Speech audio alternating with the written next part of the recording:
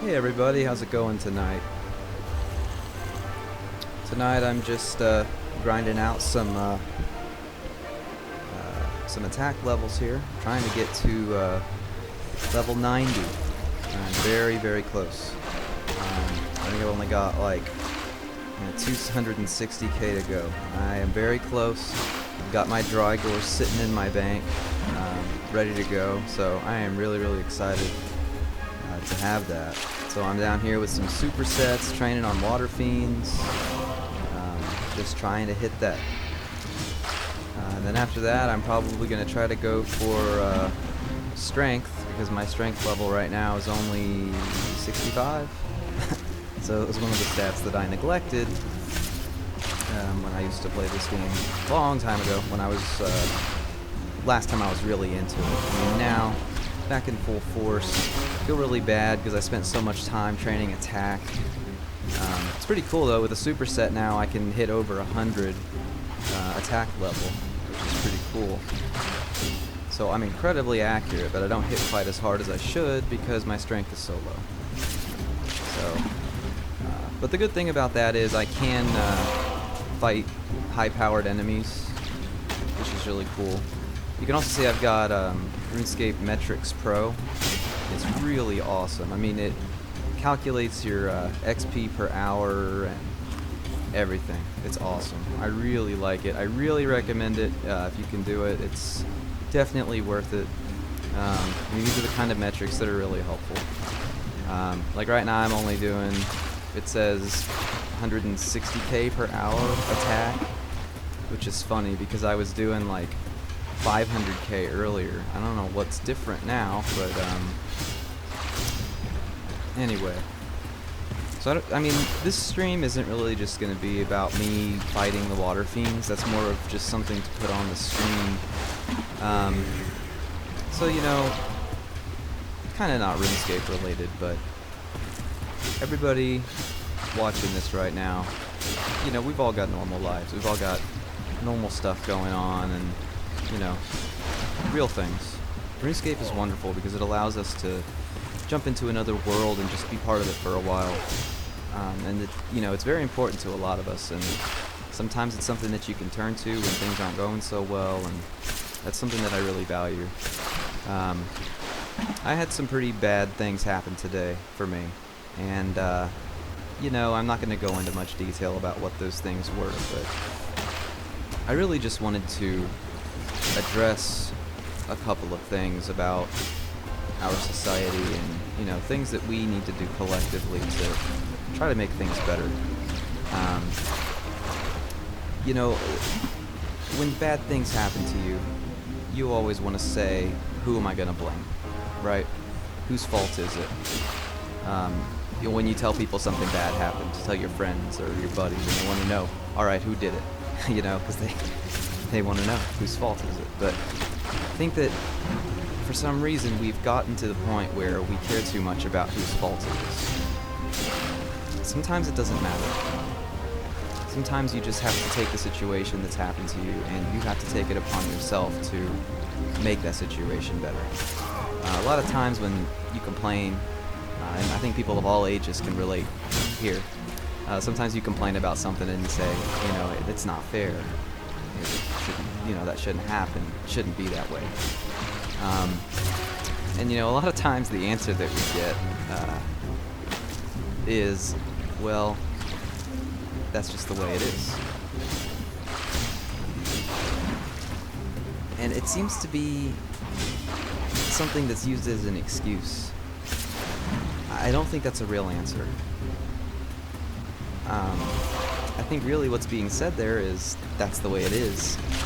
I'm not willing to do anything about it, so neither should you. I think if we look at the greatest things that have happened in human society, in any country, no matter where you're looking at this from,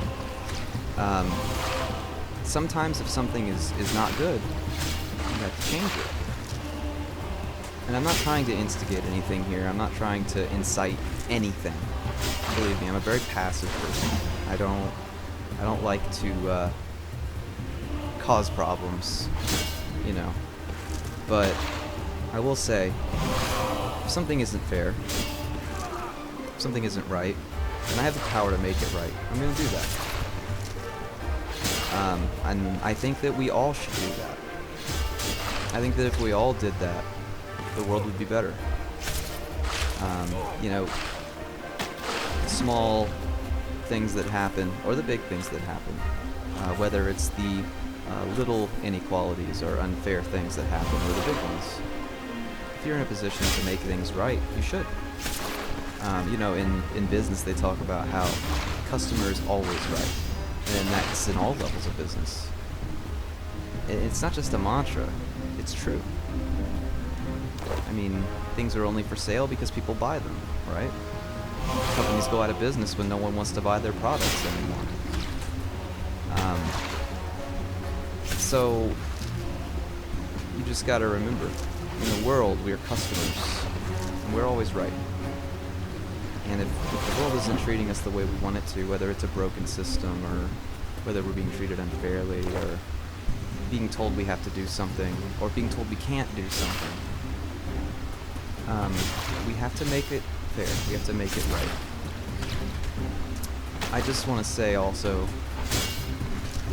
I find it interesting. Most people can count more times that they're told they can't do something than the times they're told that they can. And I think that's unfortunate. And sure, that might be one of those, that's just the way it is kind of things. And we're not ever going to be able to change the way other people behave. That's just the way, you know, there's nothing we can do about that. But I will say, nothing motivates me to succeed more than someone telling me I can't do something. Or someone telling me that I shouldn't do something. And not just because I'm a rebel and I want to just go against the grain. If I wanted to do something in the first place, it's because I wanted to do it. So, it gives me more reason to do it. To show other people what I can do. You know, it's funny. We have this contrast between some generations have been raised to believe that they're special. And then they get into the real world and nobody else thinks that way. I think we all are. Never let somebody tell you that you can't do something.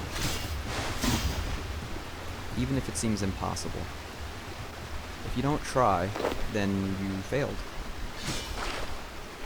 I mean, unless it's something with certain doom, certain failure. It just reminds me of something, an argument that I had with one of my classmates several years ago, where one of the teachers had a poster up on the wall that said, "Shoot for the moon, even if you miss, you'll land among the stars." And I always thought that was the most ludicrous phrase. Because if you shoot for the moon and you miss, you failed. I would say that shoot for the moon. If you miss, find the engineers and find out how to hit the moon next time. Sorry, this stream is a bit ranty.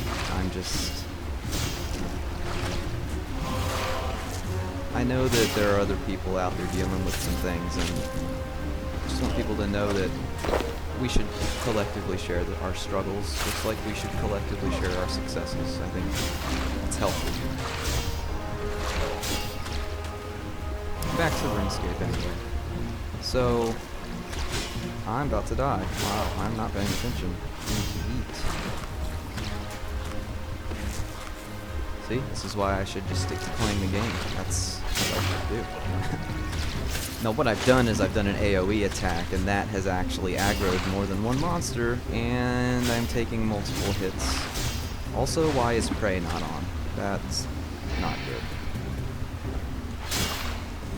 So, I decided to grind for 90. And I thought the best way to do that was with an SGS, because I think that, in my last episode, my KBD episode, obviously I had to have my anti-fire shield, but I was missing the spec bad. I had gotten rid of my SGS so that I could buy a worm spike for my lava whip, and I found that training against dragons obviously is not very good XP per hour. I mean, even with my level 90 attack, well, close to level 90, even with one of the best tier 90 weapons, or sub-tier 90 weapons, I should say, because obviously Drygores are the best, I felt like I was getting owned. And unfortunately, at my defense level, which is only 70, you know, it requires some sort of compensation there. I mean, even healing with sharks at my current hit point level, which is 79, I can only heal 1975.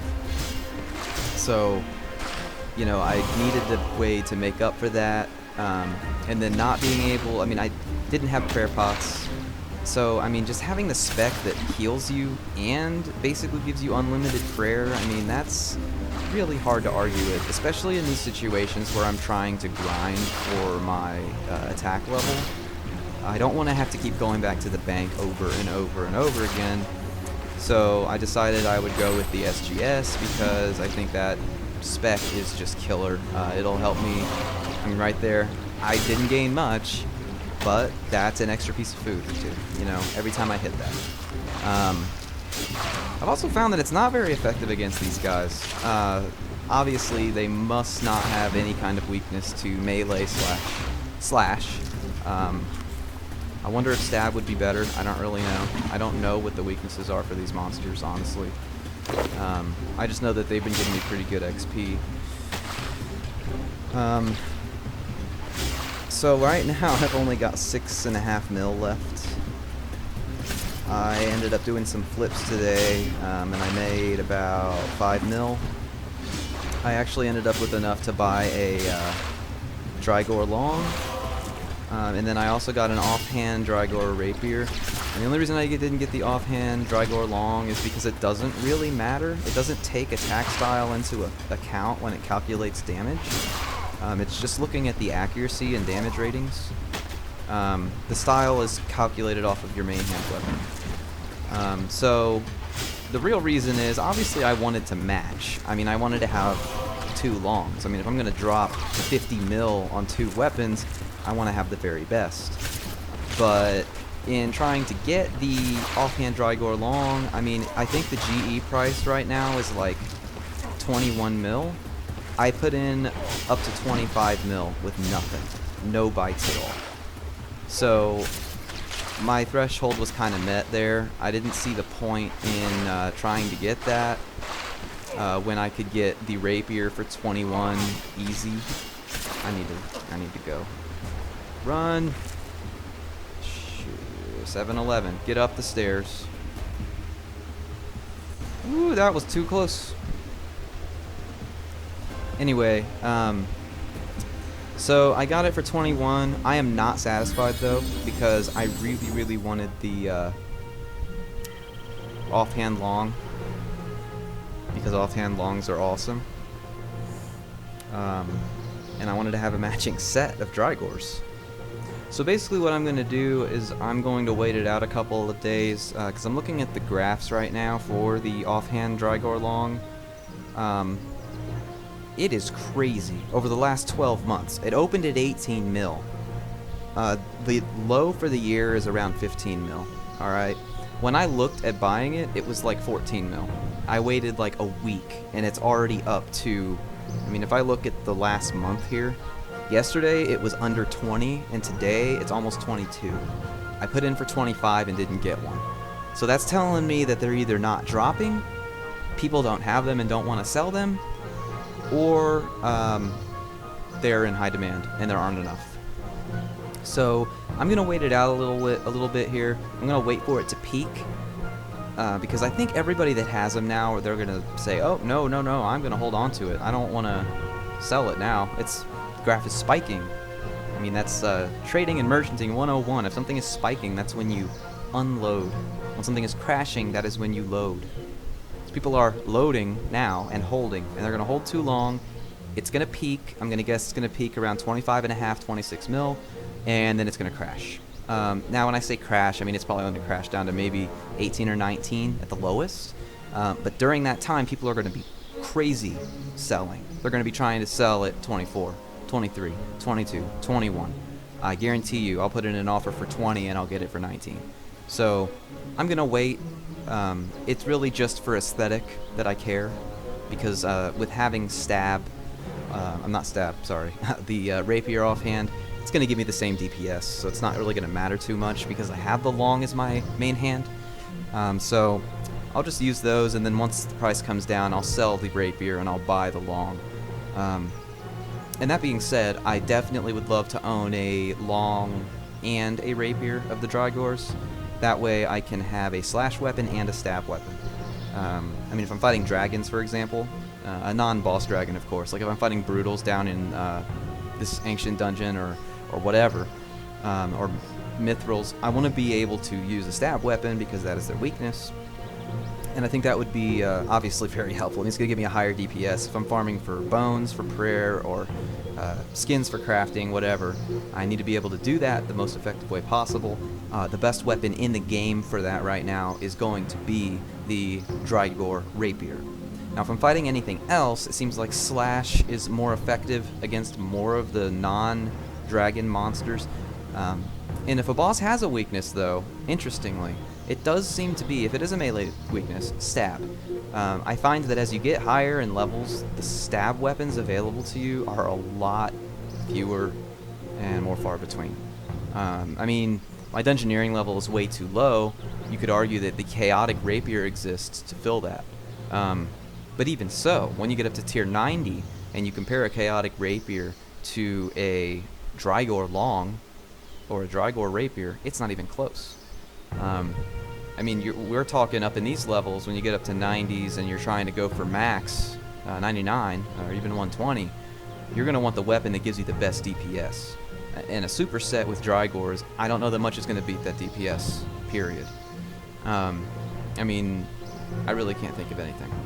I'm sure there are other things out there, because it's hard to claim something as being the absolute best, but if you look at prices here, the Noxious Scythe might do more DPS. But unfortunately, I'm not willing to drop 250 mil on that right now. So I'm gonna hopefully have the Drygores soon. I'm really excited for that. Hopefully when the server does its reset tomorrow evening, my time in the Midwest United States, hopefully we'll see another XP lamp or something, because it would help a lot. I mean, right now I'm sitting at, pardon me, 226k. I started today with about 800k, so I got a lot done today. I am so close. I mean, look, even the percentage bar is bouncing around. One quick thing that I really like here about this is that it shows you your accuracy and your max hit. I think that's really cool. My max hit is 5711 right now, which is really low, and that's because my defense level is only 65. Interesting that my accuracy is 92%. I don't know what the average is on that, but that seems incredibly high. To not splash 92% of the time, that's insane. And when I have my Drygores equipped, it's just going to be monstrous. Once I get those, the first thing I'm going to do is go to KBD, because he doesn't have any weaknesses, except for, I think, the there's arrows. I don't remember what they're called. Dragon something arrows. Dragon Bane, I think. Other than that, he doesn't have a weakness. And since I just did a video with my Abyssal Whip, Worm Spike, which by the way has the same DPS as the main hand, Ripper Claw, and is the best DPS that you're going to get before tier 90, I know exactly what I'm getting there.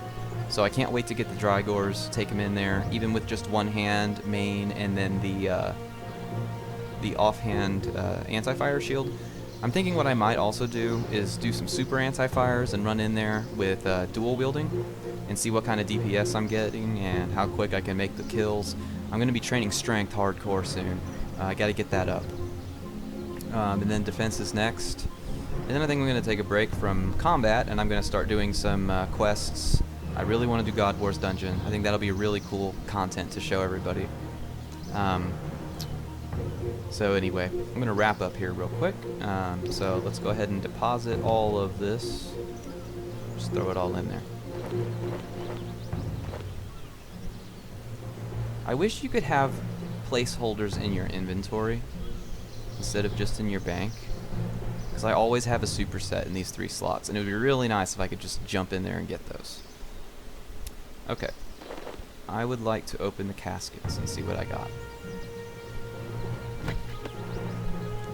That's pretty cool. Not worth anything. What's this?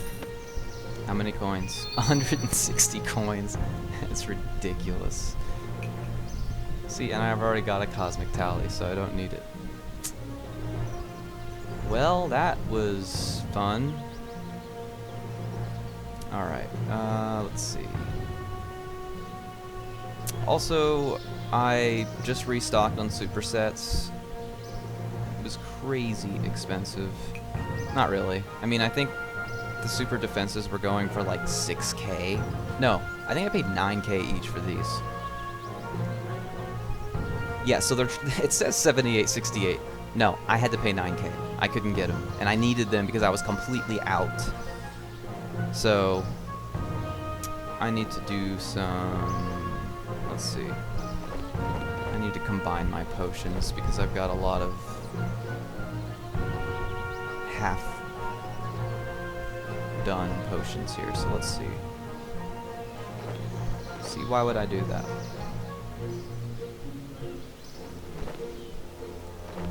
Let's do some combining, and I don't know why I have so many of those. Let's see if I have any others that I can fill. I think that's it. Oh, also you probably noticed I've got a new interface. So I kind of mimicked the old school interface where you have like your game window in the main screen and then you've got like your other stuff surrounding it. I'm not really showing it off because a lot of people have done this. In fact, I got inspiration from some other videos that I watched on YouTube of some people with their setups, but I really like it. It's nice to have like a dedicated slot for my inventory. It never goes away. I was also able to dedicate or place any of the, so all of the things down here on the bottom, they all open up in this middle tab here, which is really awesome. Also, I found this note in here that when I started RFD, so it's been 5 years. I need to finish that. But yeah, everything else that's not located in this vertical or horizontal menu is here. It's awesome. I've got my rune metrics graph here. I've got a giant mini-map. I've got all my skills. Some people don't show these because they don't want people to know what their levels are for PvP, but you can just high score look up people. So I don't know why they do that. I've also got my equip window always there, and my, like I said, my inventory always there. It's so awesome. I love it. It's absolutely amazing. It changes the way I can play the game because my stuff is always where it needs to be. And you can also lock it to prevent making accidental changes. So now that the potion mixing is done, I'm going to fill up what I've got here. And put them back.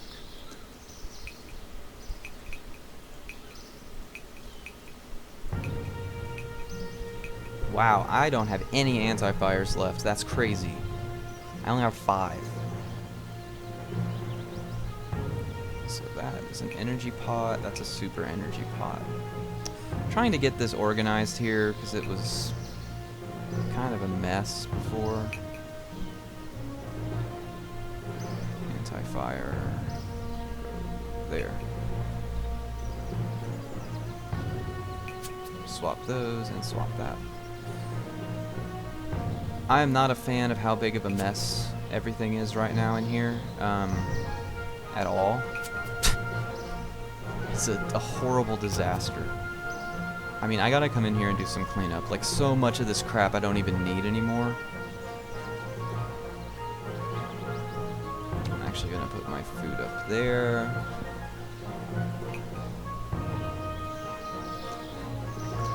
going to pull a whole inventory of sharks. And then I think I'm ready to go for another run.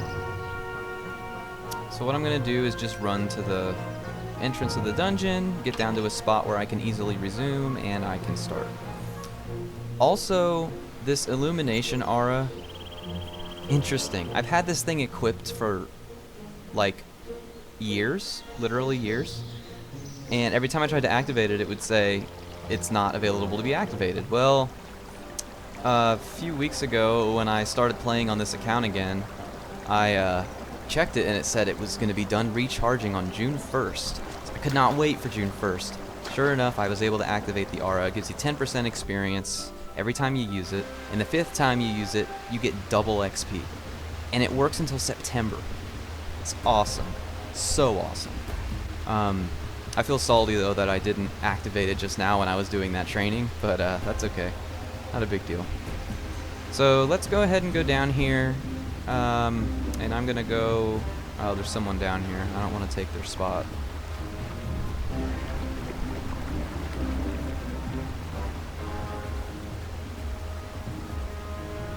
Also, you can right-click examine, so why do people hide their levels? I don't know.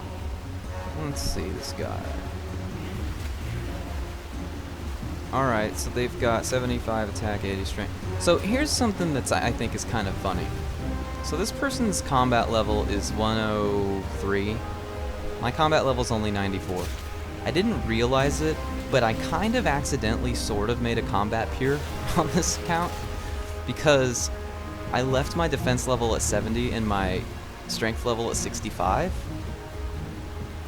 But I got my attack up. It's going to be up to 90. So, I mean, my combat level might go up to 95, but even if it doesn't, or even if it does, 90 attack at 95 combat level is not something that people would expect.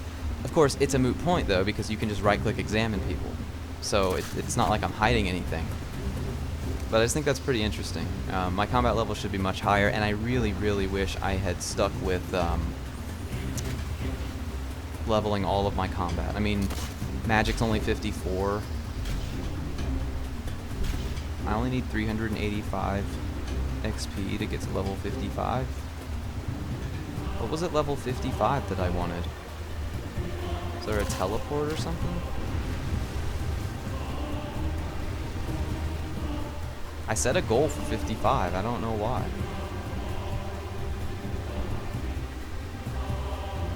Oh, high level alching. Well, I'm close to that. And then I wanted to look also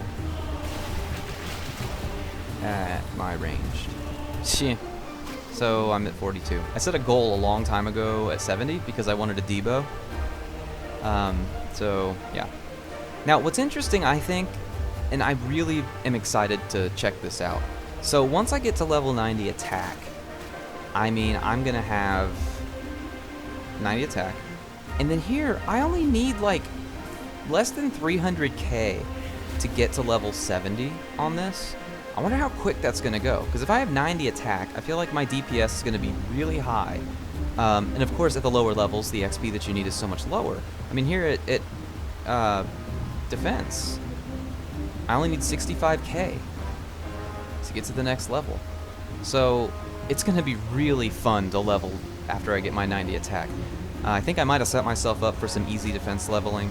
I'm really excited. I'm going to get some Torvas is my goal. That's the next thing I'm really going for here.